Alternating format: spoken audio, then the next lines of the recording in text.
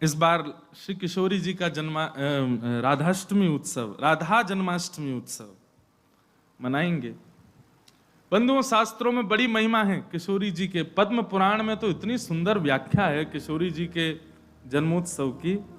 1000 Ekadashi multiply into 100 कर दो, जितना आएगा इतना फल मिलता है एक राधाष्टमी का व्रत करने से। अब कई लोगों के मन में भाव रहता है कि मेरे मन में भी ऐसा ही भाव रहता है कि भैया उत्सव है ठाकुर जी को जन्माष्टमी को, उत्सव है राधाष्टमी को, तो फिर काहे को हम लोग भूखे प्यासे रहें, बढ़िया माल छाने।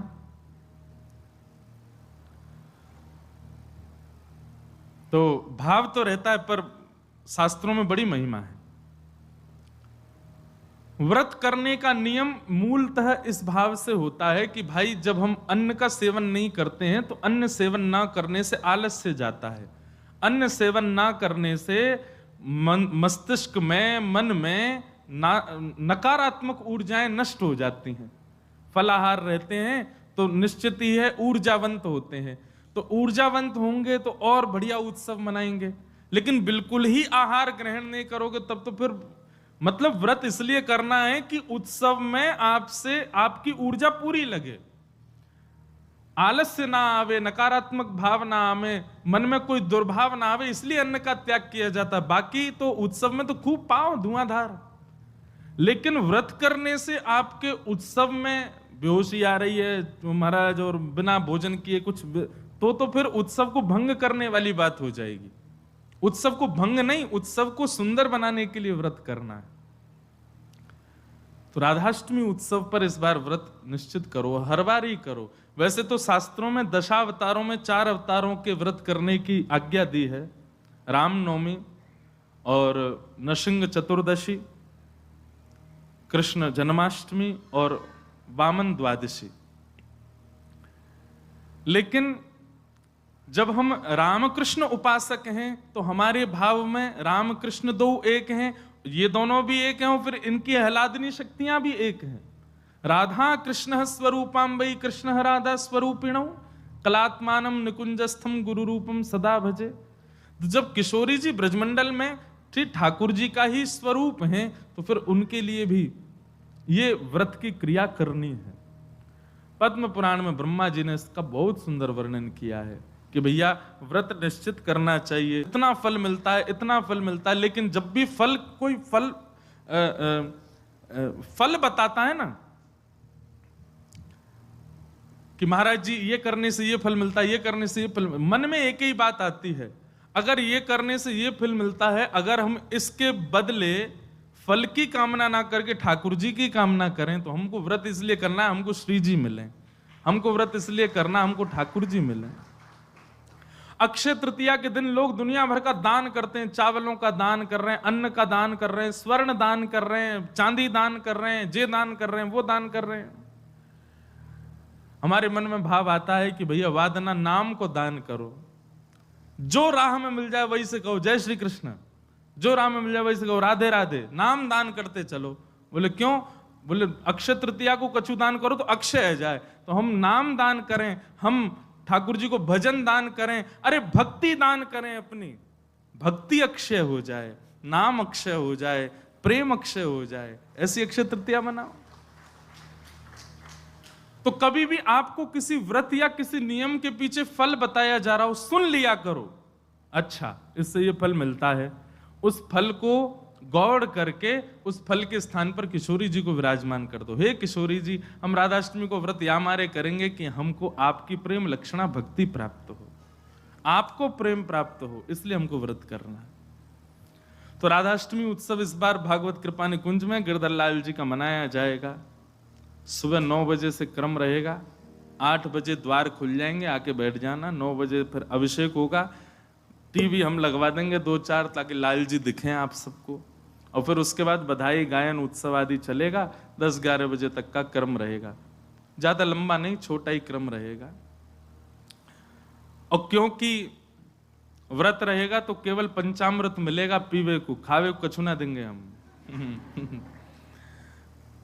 प्रसाद भी रहेगा, सब लोगों को थोड़ा थोड़ा प्रसाद बाहर ही मिल जाएगा। फिर उसके बाद राधा वल्लभ जी जाइयो, वहां पे ऊधम मचाइयो, बिहारी जी जाइए और सुनिए, राधाष्टमी को हमारे ब्रजमंडल के रसिक शिरोमणि स्वामी श्री हरिदास जी का जन्मोत्सव है। फिर तटीय स्थान जाना, तटीय स्थान जाकर के स्वामी जी महाराज को प्रणाम करके आना, वहां पर खूब निधिवन राज जाना, निधिवन में जाके स्वामी जी को प्रणाम करके आना। राधाष्टमी का उत्सव तो जन्माष्टमी से भी बड़ा होता है हमारे ब्रजमंडल में। तो ऐसे राधाष्टमी का भाव। अब कई लोग पूछ रहे हैं कैसे क्रम होना चाहिए, तो देखो ठाकुर जी का जन्मोत्सव मनाया जाता रात्रि 12 बजे, पर किशोरी जी जो हैं ये उदिया भाव से प्रकट हुई, मतलब सूर्य उदय जैसे ही सूर्य की प्रथम किरण पड़ी है पृथ्वी पर, बस हल्के हल्के सूर्य उदय हुआ, तभी किशोरी जी का प्रादुर्भाव हुआ। तो एक प्रकार से नहीं सुन लो, ताली बाद में बजा ले। सुबह 4:30 बजे, 4-4:30 बजे आप सबको, अगर घर में किशोरी जी विराज रही हैं स्वच्छंद भाव से, तो किशोरी जी को अभिषेक करना। वैसे हम तो दोनों उनको ही कर दें, जन्माष्टमी पे भी युगल सरकार घर के ठाकुर जी जो हैं युगल राधा कृष्ण उनको करें, और राधाष्टमी पर भी दोनों उनको ही करें।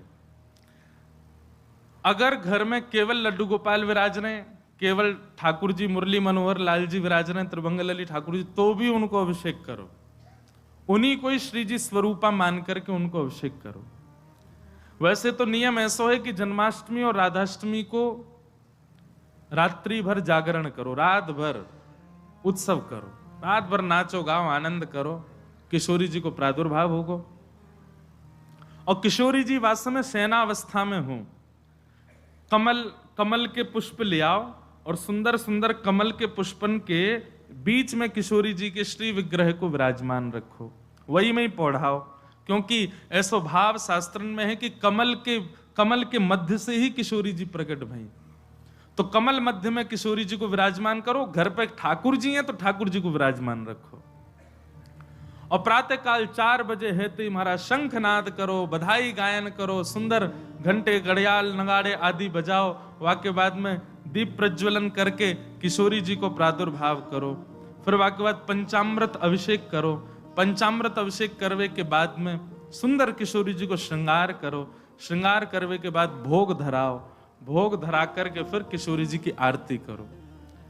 आरती करने के पश्चात फिर खूब नाचो, इतने नाचो हम तो अभी जयपुर में एक बात कह के आए, उत्सव तब तक मत मानो कि नाचते नाचते उत्सव करते करते डॉक्टर के पास नहीं जाना पड़ जाए। अगर आपको दवाई नहीं लेनी पड़ी तो समझो उत्सव मनाया ही नहीं आपने। शादी ब्याह होता है घर में, तो लड़की का जो भाई होता है या लड़की के पिताजी, लड़की के मामा, लड़की पक्ष के, लड़का वाले तो ऊधम करें, लड़की वाले इनकी कमर कसे, उनके जेब में 2-4 दवाई पड़ी रहती है, सिर दर्द की, पेट दर्द की। क्यों, हमारी तो बड़ी 3 बहनें, तो उनको पता है, एक दवाई रखी रहेगी, क्यों सिर दर्द हो रहा है, सो नहीं पा रहे हैं। तो तभी ब्याह माना जाता है जब पिता और भाई ये बिल्कुल श्रमित हो जाएं, तब लगता है हाँ ब्याह हुआ। श्रमित ही नहीं हुए तो क्या बात का ब्याह। ऐसे ही उत्सव में महाराज एक आनंद की बात करें, ये नहीं जबरदस्ती कि महाराज दवाई लेनी ही पड़ जाए। जब तक इतने श्रमित नहीं हो जाओ, इतने नहीं थक जाओ कि महाराज अब कुछ नहीं हो सकता हमसे, पस्त नहीं हो जाओ, तब तक नाचते ही रहो किशोरी जी के आगे, ठाकुर जी के आगे। खूब बढ़िया उत्सव करियो, खूब नाचियो, और फिर व्रत रखो पूरे दिन। किशोरी जी को खूब बढ़िया व्यंजन पवाओ, और पवा करके वो कोई को वितरण करो, कोई अपने काजे थोड़ा रख लो, दूसरे दिन जब नौमी लगे सोवा को पाओ प्रसाद रूप में, पर वाह दिन व्रत रखो। और भैया नहीं रुको जाए तो पालियो, चकाचक पाओ, बोले हमारी श्री जी को उत्सव है, हम तो पाएंगे तो पाओ, कोई दोष भी नहीं। व्रत ना करने से पाप नहीं लगता है, पर व्रत करने से पुण्य बहुत होता है हमको, लेकिन पुण्य की नहीं, हमको किशोरी जी की कामना है। तो इस प्रकार, और फिर एक नियम सुनो, या तो संभावना बने तो सहस्त्र कमल, 1000 कमल, और 1000 कमल की भावना नहीं बने तो 1000 कोई भी पुष्प, लेकिन सुगंधित होने चाहिए, बिना सुगंध वाले नहीं। मोगरा के हो जाएं, हार श्रृंगार के हो जाएं, गुलाब के हो जाएं, और यदि व्यवस्था बन जाए तो कमल 1000 हो जाएं। किशोरी जी के अभिषेक के बाद, आरती करने के बाद, सब आरती आदि पूजन किशोरी जी को भोग लगाने के बाद, फिर उसके बाद 1000 कमल से श्री चरणों की अर्चना करो। अब अर्चना में तो कई लोग ऐसा भाव रखेंगे कि राधा सहस्त्र नाम गाओ, राधा सहस्त्र नाम से 1000 कमल चढ़ाओ, पर हमारी भावना ऐसी, गोपाल सहस्त्र नाम से चढ़ाओ। गोपाल जी के नाम से एक एक कमल ठाकुर जी, क्योंकि भैया धन धन राधिका के चरण,